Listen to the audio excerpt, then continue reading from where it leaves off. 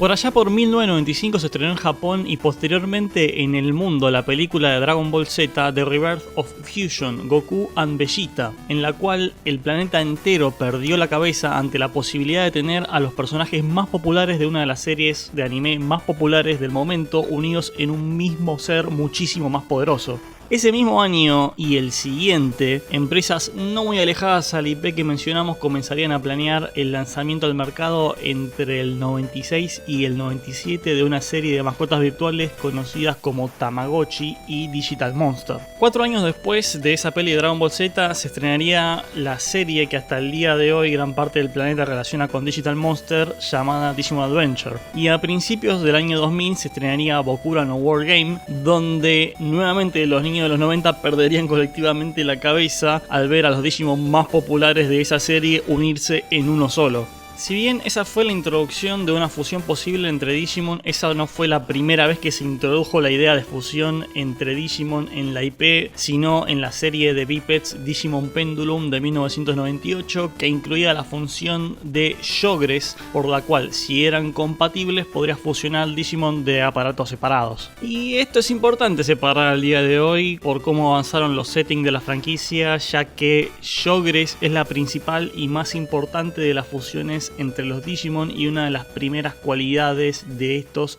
introducida además de la evolución. Shogres hace referencia a una unión de palabras en inglés. Así como Digimon es la unión entre Digital y Monster, Shogres es la unión entre Join y Progress, haciendo referencia a que esta habilidad de los Digimon hace que estos se unan para que el Digimon resultante sea más fuerte que los dos que lo componen. Se juntan, Join, para progresar, Progress, colectivamente. Al día de hoy el término Shogres es usado para señalar a cuando dos o más Digimon del mismo nivel dan nacimiento a otro, o cuando dos o más Digimon de diferente nivel dan nacimiento a uno en particular. Sin embargo, hoy Digimon hace una diferencia entre el término Shogres y Shogres Shinka o evolución por Shogres. La evolución por Shogres se da entre dos Digimon de un nivel que se juntan para dar nacimiento a uno de mayor nivel que ambos. El potencial para la Shogres Shinka, llamada evolución DNA en Occidente, se encuentra latente en todos los Digimon, pero hay casos específicos de resultados de Digimon nacidos de una composición específica de dos Digimon dependiendo de cuál de ellos es utilizado como base para la evolución. Si tenemos a X-Beamon como material base para la evolución entre este y Stingmon, el resultado es Paildramon. Si tenemos a Stingmon como base para la evolución entre estos, el resultado es Dinobimon. Ankylomon como base de la Shogres entre este y Engemon da a Shakomon, que Aquilamon como base de las Shogres entre este y Tailmon da a Sleepymon. Y por último, la evolución por Shogres entre Enjebomon y Ladybellymon da a Mastemon como resultado. Casos como el de Omegamon, Chaosmon, Alphamon Oryuken y Millenniamon son clasificados por Digimon como Shogres, pero no evolución por Shogres, aunque el concepto de esto es tratado en el doblaje como fusión, separando esta del término Shogres. En otros productos, fusiones como esta, la de Omegamon y los que nombré recién, fueron también tratadas con el término de Gatai o Yugo. Y Mugendramon, o como lo conocen algunos por Adventure y por el Digimon World, Machindramon, es una quimera compuesta por todos estos Digimon, aunque en algunos productos es considerado también como una Shogres de estos. Quizá la mayoría de ustedes lo sepan, pero nunca está de más señalarlo para quien no tiene idea de lo que es un Digimon y por alguna de esas casualidades del universo y de la vida vio la miniatura de este video y dijo clic.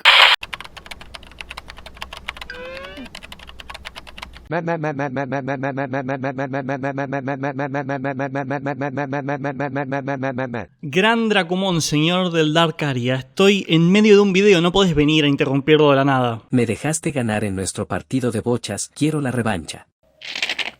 Pero ¿por qué te dejaría ganar? No digas estupideces, Dracu. Quiero la revancha. Ok, vamos a hacer esto. Si hacemos la revancha, ¿me sacás del Darkaria de YouTube? No. Mierda, bueno, lo intenté.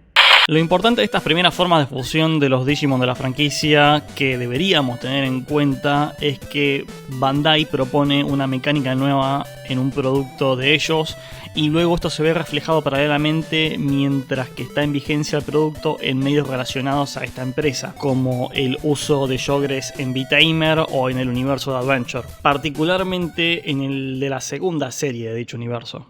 Sin embargo, el uso de mecánicas como la fusión entre Digimon no estuvieron limitados al manga o al anime, sino también a juegos como el Tag Tamers y el Digimon World 2 y 3. Mientras que tanto en el Tag Tamers como en el World 2 se usó la mecánica de fusión para conseguir nuevos Digimon o como atravesar barreras de nivel para avanzar a nuevos niveles de madurez, en el World 3 la Yogres fue pensada como un elemento mid-battle para combinar dos Digimon en uno más poderoso, pero volviendo a tener a tus Digimon iniciales luego terminada la batalla. En estos juegos el proceso de fusión era irreversible y en este último sí lo era. Si nos alejamos del principio del milenio al comienzo de la segunda década de este, nos encontramos con Bandai nuevamente queriendo vender un rico set de juguetes combinados entre sí y una nueva mascota virtual, pero esta vez con pantalla a color. Gracias a esto nacen varios medios de Digimon, lo que se conoce como Digimon Cross Wars, que... Uy, me debo estar por enfermar, perdón chicos.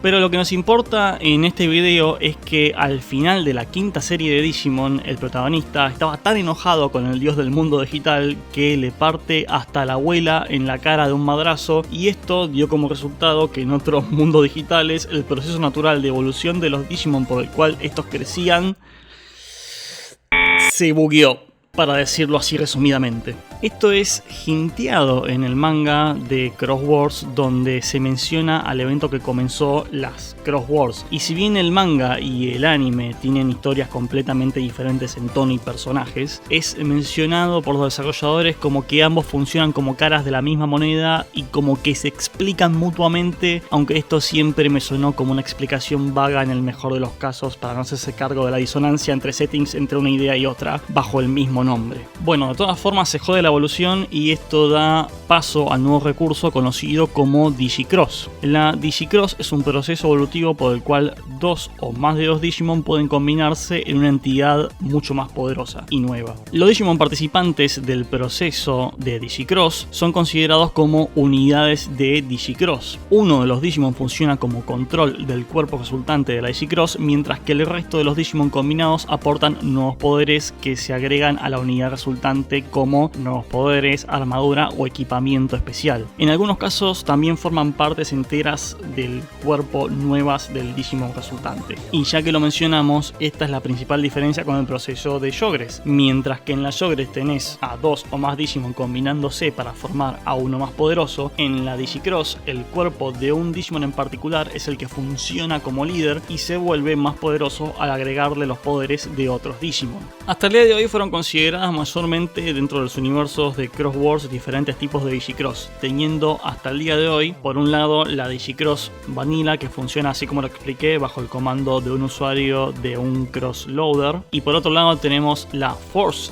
Digicross o Kyosei Digicross, por la cual el usuario de un tipo especial de Cross Loader llamado Darkness Loader realiza una Digicross con o sin el consentimiento de las unidades que la forman parte, y si este es un Digimon también puede formar parte de dicha Digicross. Luego tenemos la Double Cross, por la cual la Digicross se realiza entre dos Cross Loaders que se conectan mutuamente, haciendo que los Digimon con lealtad a un Cross Loader se puedan combinar con aquellos con lealtad a uno diferente. La Great Cross funciona de forma parecida, pero con 3 Cross Loader y un Digimon combinándose con por lo menos otros 6. Y por último, la Final Cross es esto llevado pero a un lugar muchísimo más exacerbado, donde un Digimon se combina con la Code Crown junto con una cantidad absurda de Digimon que en algunas fuentes se señalan sobre que son casi todos los Digimon en existencia.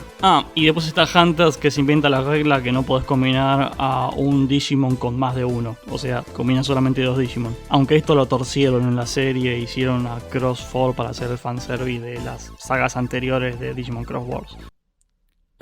Hunters. Como adjunto vale también mencionar que por 2016 salió una serie que irónicamente le dio vida a este canal, que se llama Digimon Universe Apply Monsters, donde hay un proceso evolutivo similar a la Digicross llamado App Gatai, donde se combinan dos Appmon para formar uno de un nivel o grado más poderoso que quienes componen esa unión. ¿Volvió acaso Bandai a usar en sus juegos o productos la Digicross fuera del universo de Cross Wars? No. Bueno, sí, en el setting del Digimon Card Game, pero no cuenta, las mismas cartas hacen referencia a Cross Wars. ¿Se volvió acaso a mencionar a Appmon o se finge demencia de su existencia hasta hoy? 42. Bueno, hasta acá el video. Noten que dejé adrede algunas menciones de lado para no hacer el video tan largo y mantenerlo amigable para quien no conozca de este canal. También dejé de lado otras formas de unión de scriptas en la franquicia de Digimon con humanos o de humanos con ítems en particular. Si este video le va bien y me lo piden en los comentarios, voy a considerar hacer ese video. Y hablando de ello, toda interacción, por más mínima que sea, desde un like, comentar o compartir este video, quizá haga que esta red tenga piedad de mí. Si te gustó muchísimo esto, también tengo un Patreon que por $1 al mes me podés ayudar a que pueda seguir existiendo y el Dark Area no me borre del todo. Y ya que estamos en el tema, gracias a Colores Ajenos, Octa Project, Marco Crawford Porras, Bahamut JJ, Georgo MX64 y el nuevo Patreon Digimonpedia. Y sin más que concluir, ¿debería seguir con lo que queda del documental y sucumbir a la locura? ¿O sigo sacando videos así? ¿Debería hacer lo que me piden mínimo una vez al mes y sacar el top de Digimon Perfect? Bueno, díganme y veo qué puedo hacer. Y sin más que concluir, ahora sí, nos vemos en la próxima con más y más videos.